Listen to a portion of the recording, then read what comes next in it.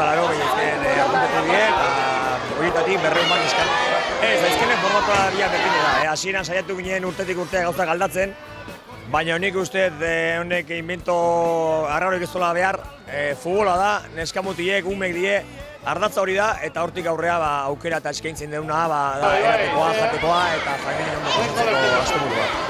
Helburu asko daude, ez?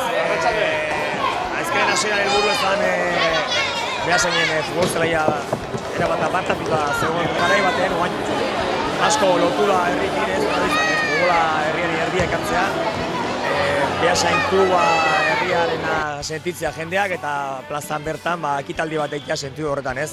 Baina urtek aurrera jundi ninen ikusi deu neskare mugitzen hasi dela, neskare kirol arlone sartzen ari dela, eta urtetik urtean neskak gehiago daude, eta saiatzen geha, ahal izan ezkeo nibelagatik eta arrestazioa emateagatik beraien arteko partidua egitzen, baina nahaztukare talde asko daude, eta ikusten dugu berdintasun hori pixkaneka txikitatik egin Finala jartzen dugu batik bat, handinantzako, nolabait elizentu hori eukitzen du ez, baina festa bada, ez den hori txapreketa egin. Hau da, futbol festa bat, neska mutileak ikusten dauka jolastuko duten, ondo pasatuko duten, irabazen hori nahi dugu, eta dara gustaren zaie, baina ez da helburu hori.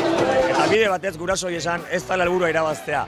Jolastea dela, anima egitatela, ondo pasatezatela, eta mutiek beraien artean baduten nahiko grina eta nahiko gogo irabazteko, ez dute kanpoko horren beharrik.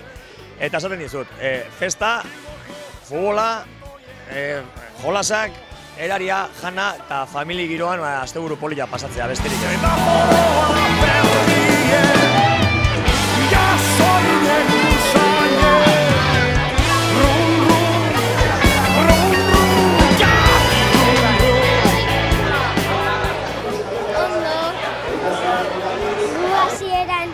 Hasigea galtzen baino gerira bazin deu.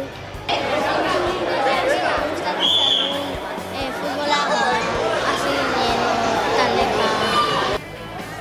Ni lehengo urten jolastu nun baino beste talde batekin baino gaur bere lehenengo astea izan da jolastu.